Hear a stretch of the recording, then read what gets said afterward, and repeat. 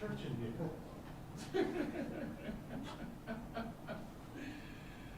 Now you don't have to go to church this Sunday. You're like, I already had my sermon. Well, I have to go to a free church. It's 2 hours. See, I did my good deed for the week last night. There's a shooting fall apart. Yeah, yes. Is it on in here? Someplace off of Hill Road, Hill Oaks Road. I guess it was but this lady's car got shot up. Crossfire. Both the windows got shot out. So,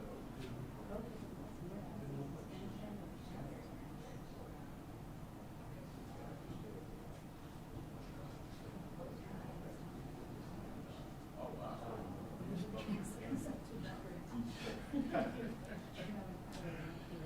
You do good deed for the week. Right. she was actually pretty good. She was like talking about, yeah, I did. He came over here and then he shot him. Had a bunch of people shot him. Wow. It fell down against my car. My windows are all shut. It's terrible. Yeah, that's correct.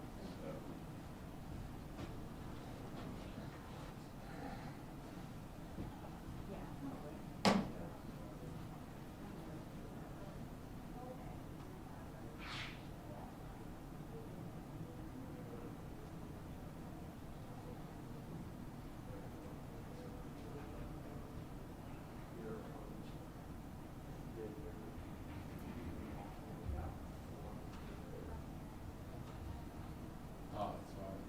We're not doing this again for each other. No?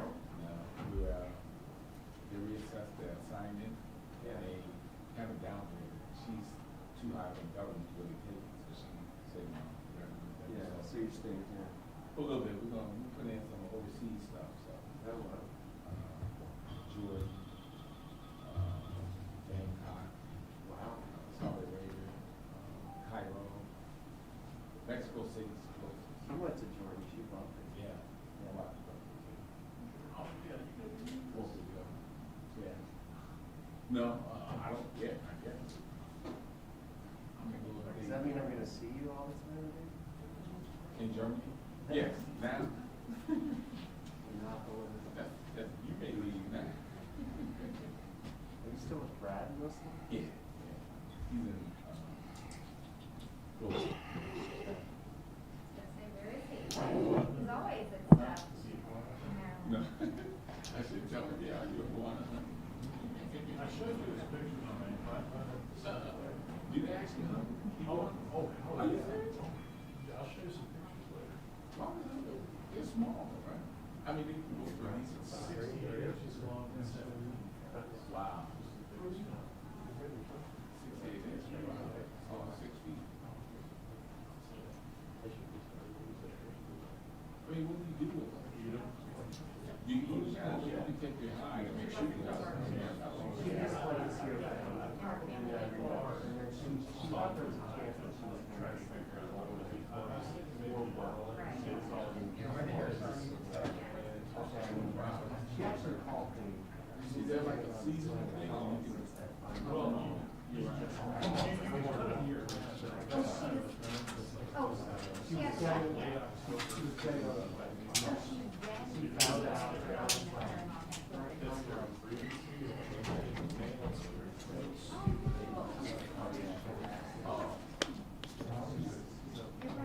Do they get their California?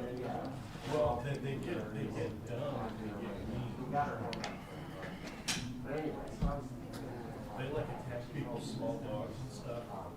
You guys okay there? Yeah, I'm fine. I should come over to this side if you want. Yeah, More room over here. Whatever's easier for you. Whatever you want, I'm just letting you know you'll have more room on that side. All right.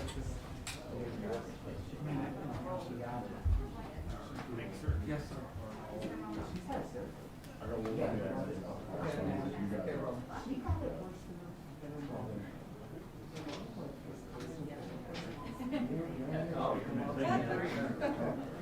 I appreciate it. Like, you were ace still on that.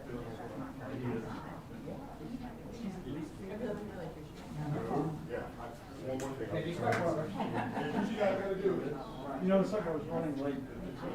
Yeah. Yeah, it was across town, it's like 4 o'clock. How are you, Kevin? I thought I was going to get here late, just got on 15, get on 70, and I saw the traffic was, what happened was there was 2 vehicles on the lane that goes right to 340, and the flashers going, I figured it was going to save the vehicle. Anytime after 3 o'clock, I'm going on risk of getting stuck out.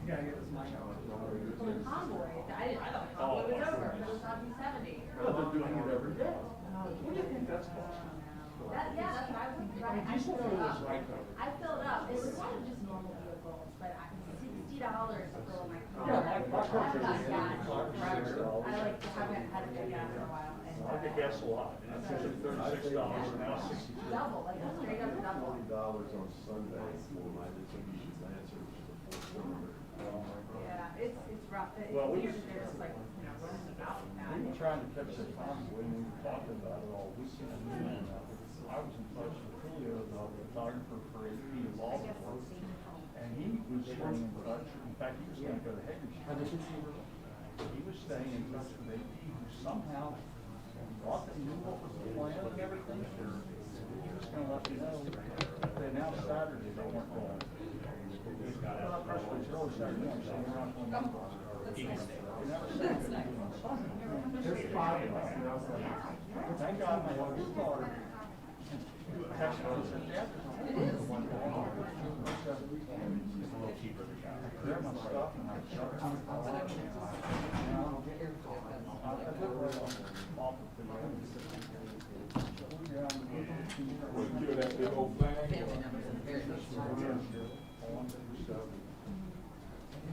Mic check, mic check, mic check, mic check. Got ahead of it. Got ahead of it. Mic check, mic check, mic check. You hear me? Cool.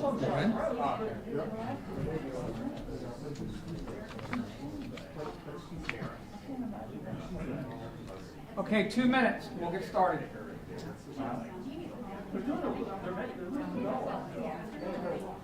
Yeah, I think that was a very, I think that was a big. Even 270, I mean, even, oh, yeah, I think you messed up.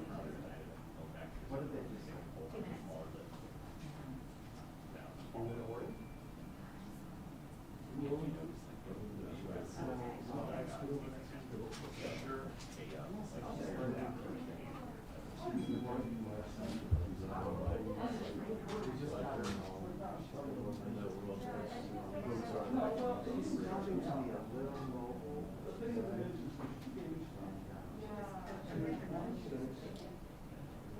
Yeah.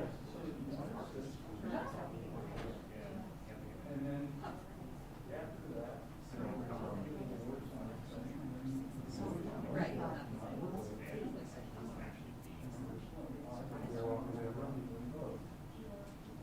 boy, it's really,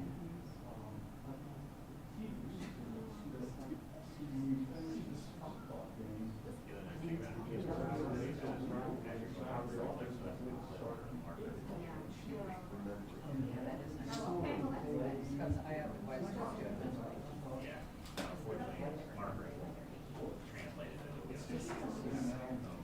Yeah, at least know roughly where to go.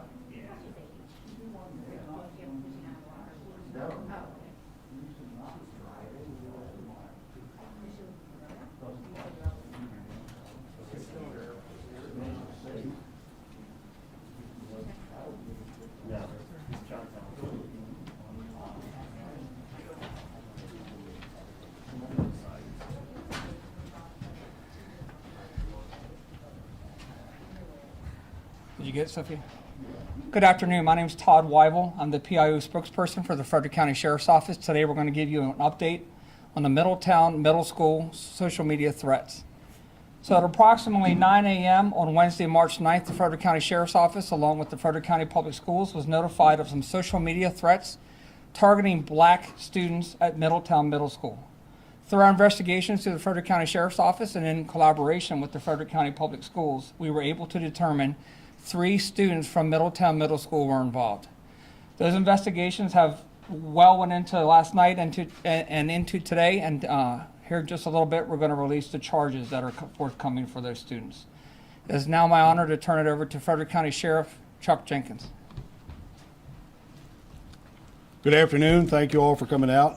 So the very first point I want to emphasize to everybody that the safety of every single student at Middletown Middletown Middle will continue to be our priority, is our priority, and every consideration and concern going forward will be focused on the safety of the students.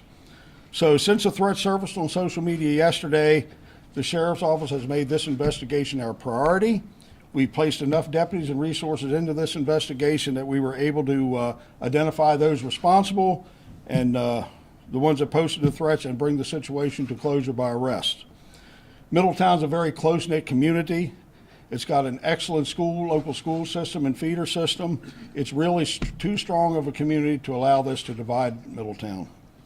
We can't and we won't tolerate these types of threats or messages that disrupt or create fear in our communities. Let me be very clear. The students responsible are going to face some serious consequences. You know, this situation has drastically escalated since yesterday because the individuals, both students and adults, are continuing to post and spread information and disinformation that's really adding to the problem so far. So I'm appealing to the parents of Middletown and the students of the Middletown school system and other schools to please stop posting information, reposting information about the threat. This reposting is only fueling the problems and the concerns of the community over there. So I would also ask the parents and students not to post the names or any other personal information about the students involved, either the victims or the ones responsible. Again, this is only fueling the anxiety within Middletown.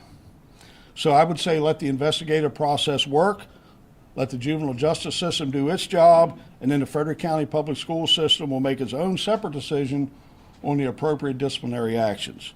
So at this point, I'm going to turn it over to Lieutenant Deiter to talk about the investigation and the charges.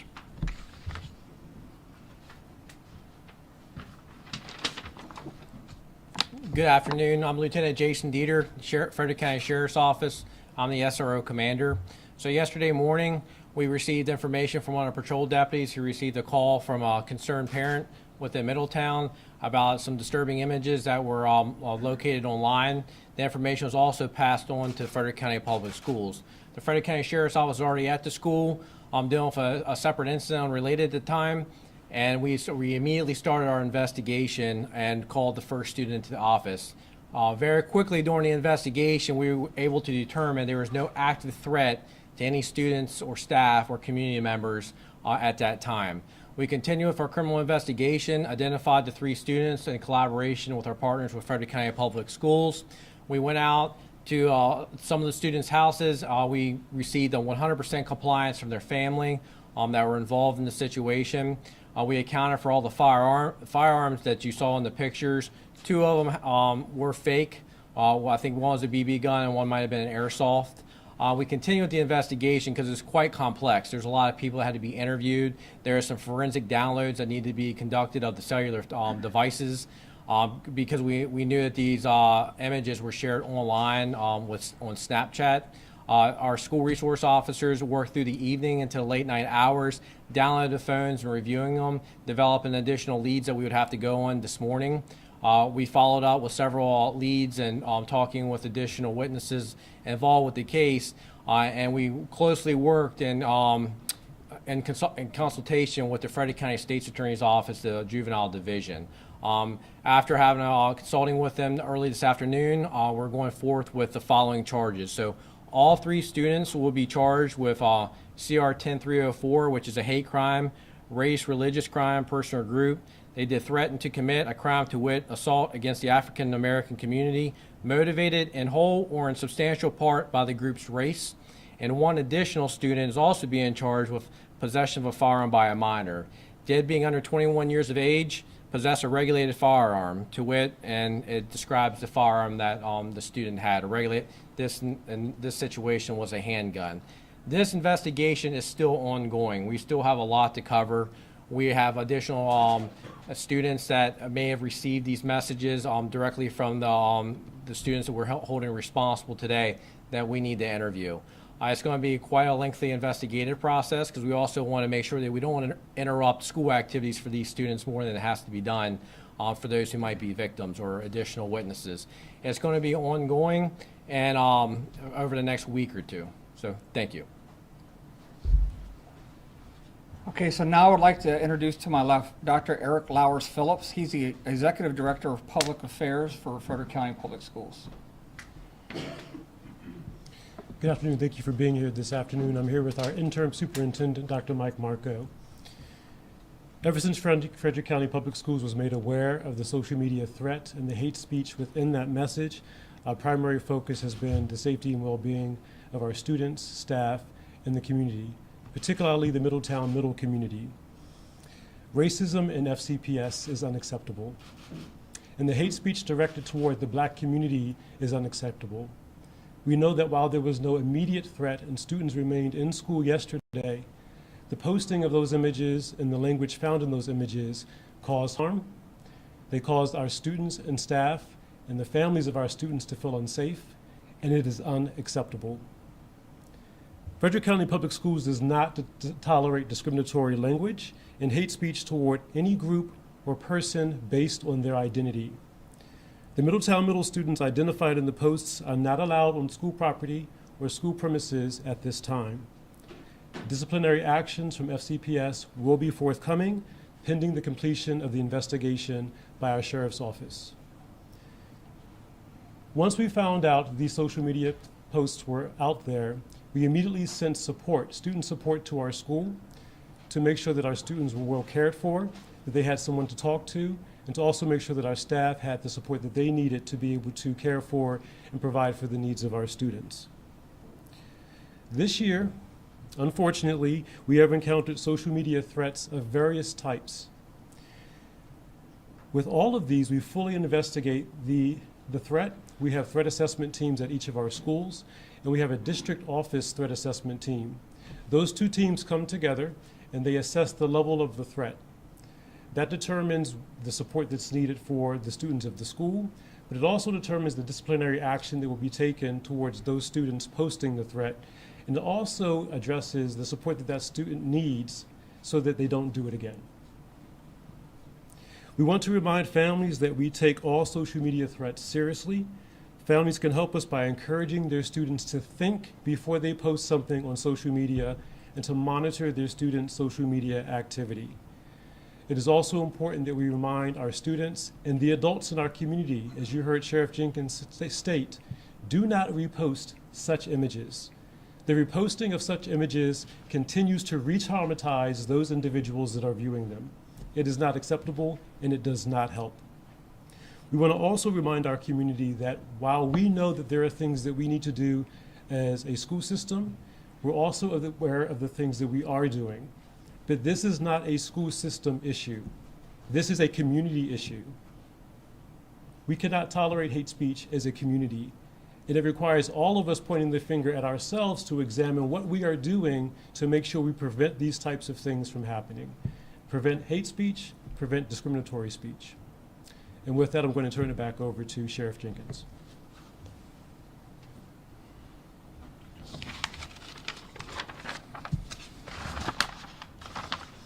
So I want to make just a few wrap-up points.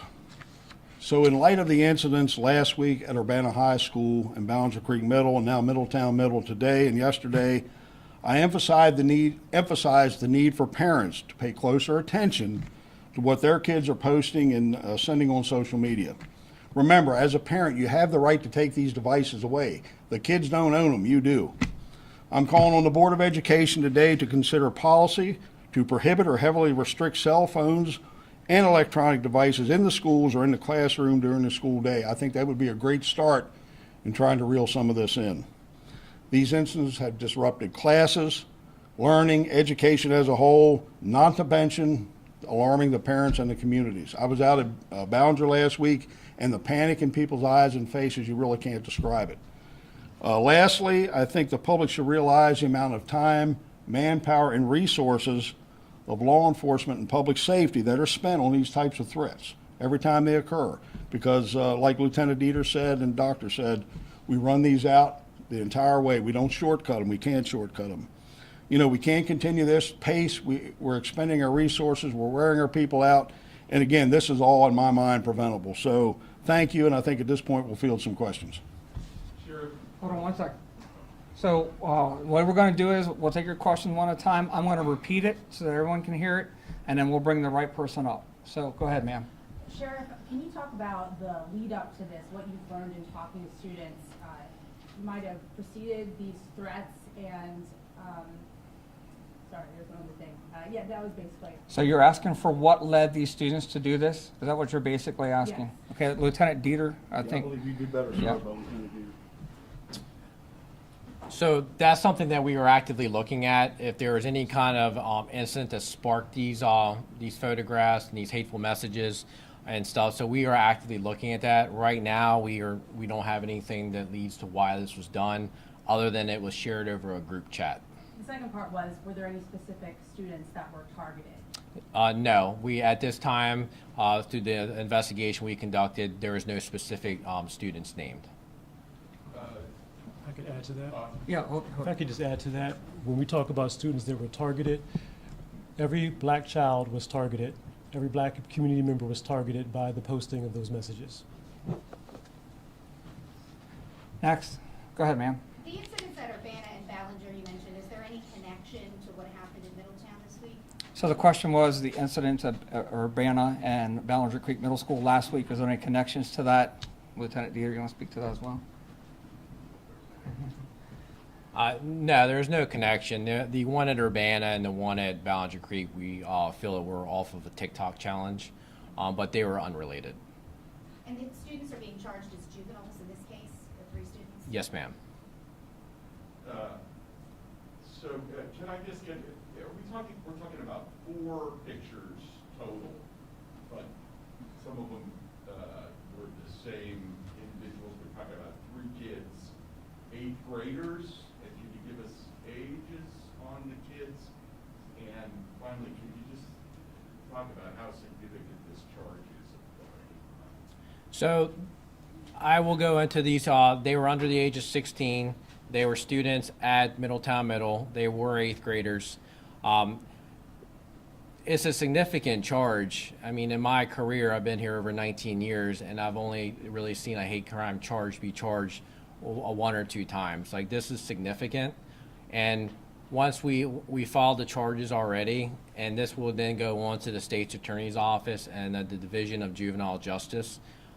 If by conducting our investigation we determine more charges are warranted, we will certainly consult with the Frederick County State's Attorney's Office Juvenile Division and pursue them if it's needed through the course of the investigation. But yes, there are serious charges, and once we close our investigation, that will be in the hands of the Frederick County State's Attorney's Office as well as the Department of Juvenile Justice. And again, there are 4 pictures I thought I saw. But Yes, there were only I'm sorry. There were 4 pictures, but three defendants. Are they in custody or were they released to their parents? Yesterday they released their parents and their charges have been filed. Yes. Where did the student get the gun, the real gun? I'm trying. We're still doing part of the investigation. So all the guns were in their houses, correct? Yes. Did you talk to parents about why that gun was not secured and the kid was able to get it? Yeah, so we did look into that because we also want to make sure there's no loaded firearm that was available to students. And there's some parts of that we're not going to release right now because it's part of the investigation. However, we determined that right now the parents aren't really liable for that through the investigation. Can you talk a little bit about it? I believe that you said in the news release yesterday that the pictures were actually taken in January and February. Were they not posted to social media until yesterday, or had they been out there? So that's something that we're actively looking into. We know the pictures were taken in January, February. They were put out on Snapchat at some time during that time frame, and we're looking to see if they were reshared or re-brought back up. And that's how they got disseminated through additional social media channels. Sheriff, there is going to be a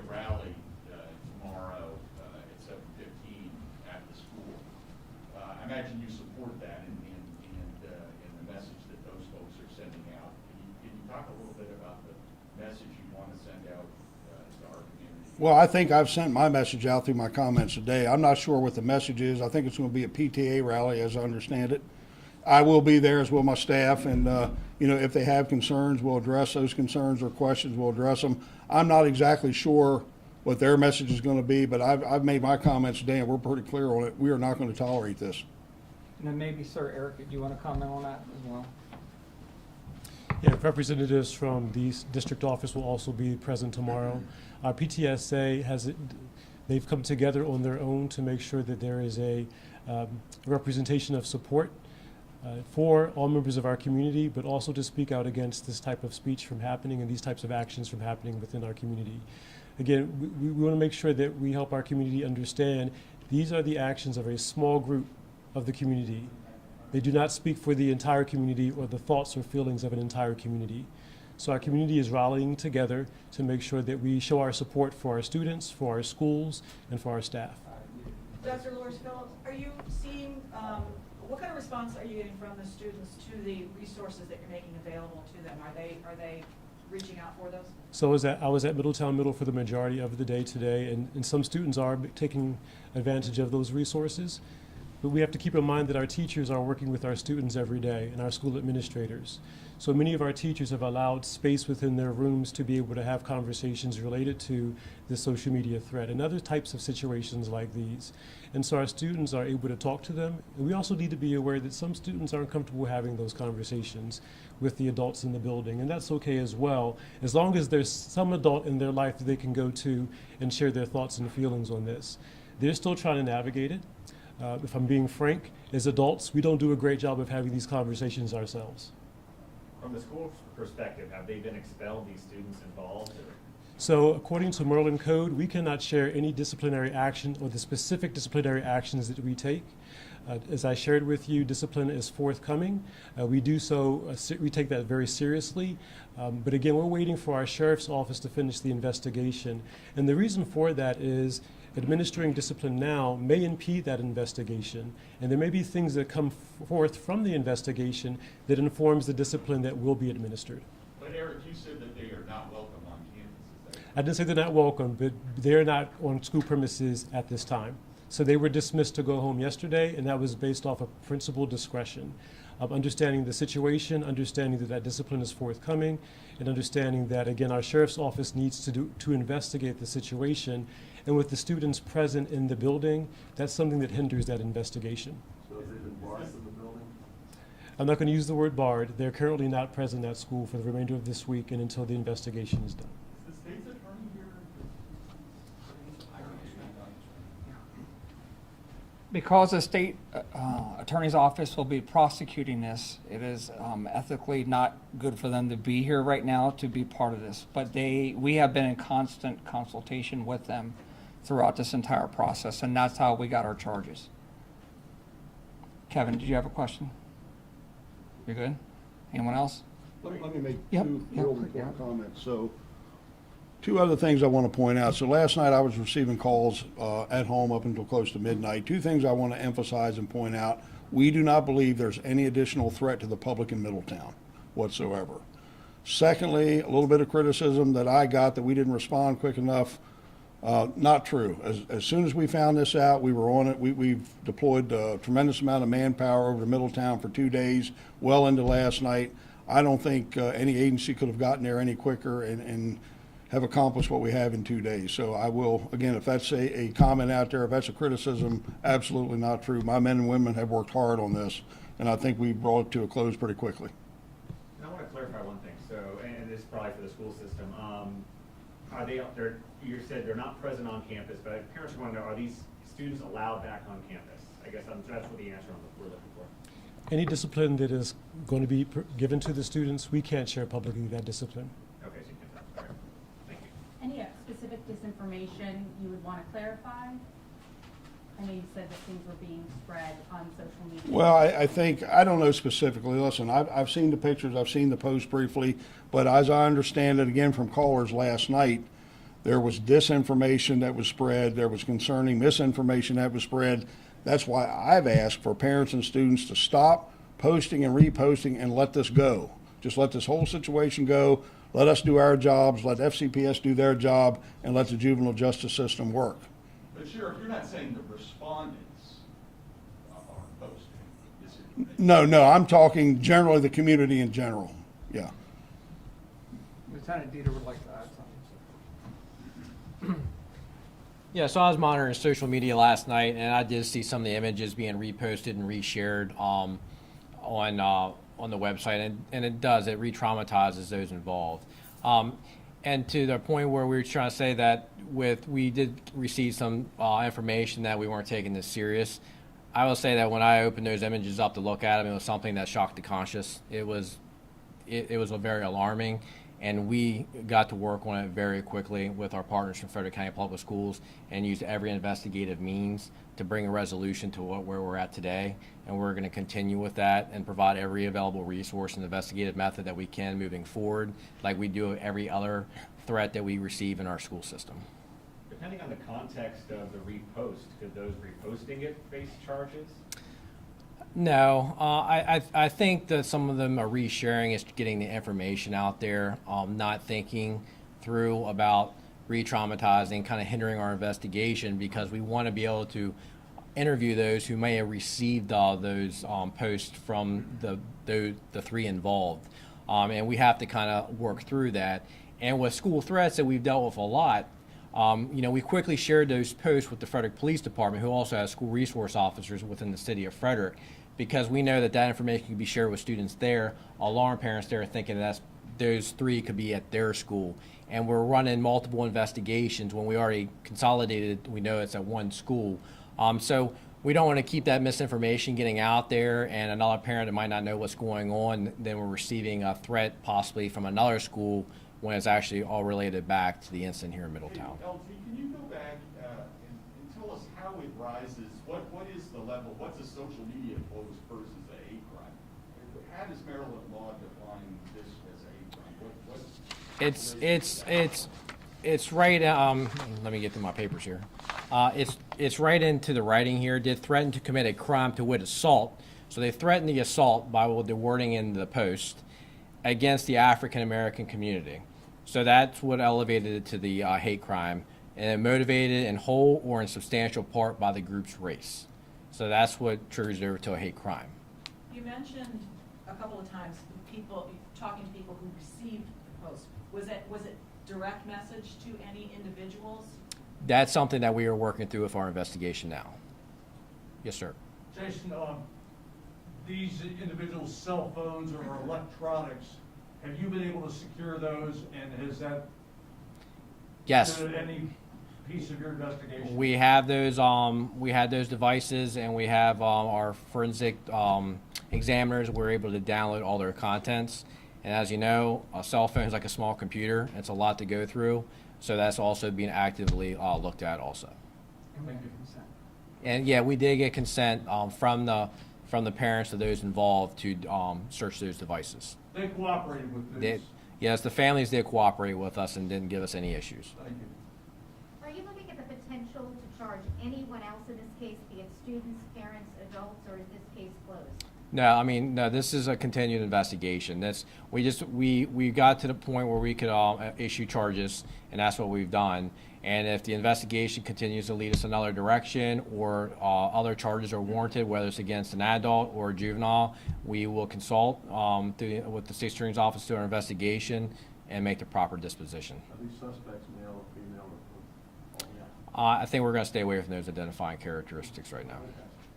Jason, do these crimes qualify for federal hate crime charges? That's something I do not know at the time. It's something that we're going to have those conversations through our investigation.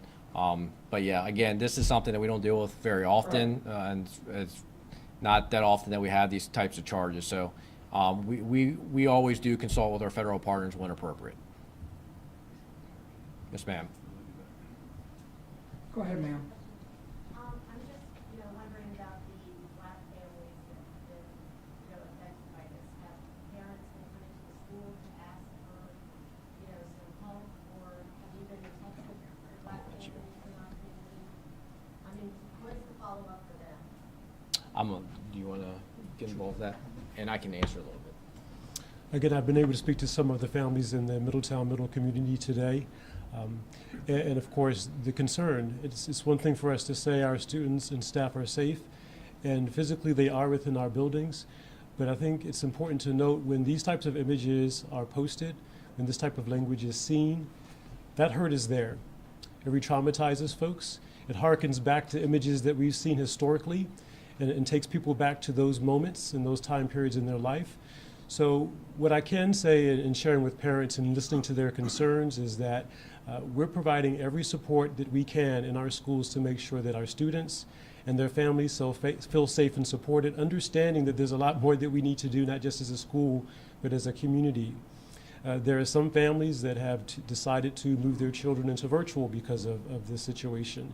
So this has caused a disruption to the school day and to the school community. And I think when we, and it's the importance of talking to our children about, before you hit send on that post, fully understanding the ramifications of that, the implications on other individuals, your classmates, their families. And so I'm giving you a long answer to that question because there's many layers to this when we ask, are families of color okay? I would say no. I would say that this is something that, again, hits deep, and it's why we have to continue to make the statements that we make as far as a lack of tolerance for this and the support of the community in addressing it.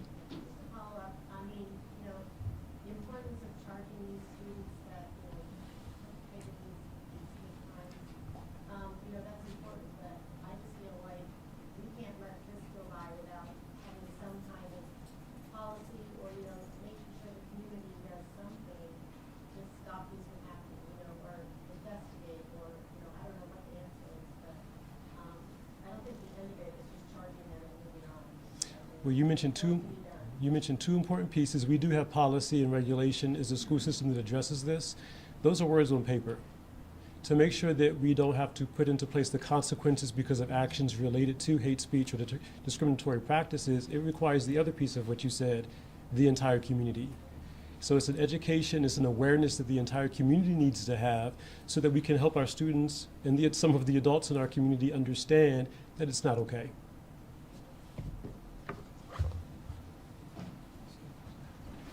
Any other questions? Okay, so Lieutenant Deiter, if you can have them go out to the door there. Gentlemen, if you guys can go out to the door. Thank you. So we have prepared media packets for you with their names spelled out, their titles. Sophia, right here in the red, will pass that out to you. My contact information's in there. If whatever you need, just let us know. All right, thank you all very much. Thank you. Ma'am. Yeah.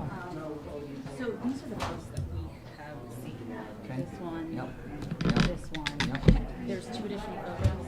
Yes, there's a collage, and I'm not allowed to release anything on that nature.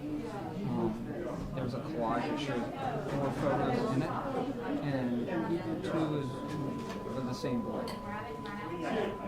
2 is the same boy. And anything you would say about the other 2 pictures, like the nature of them? Same as those. Similar. Like, Yeah, similar. Similar captions. Yeah.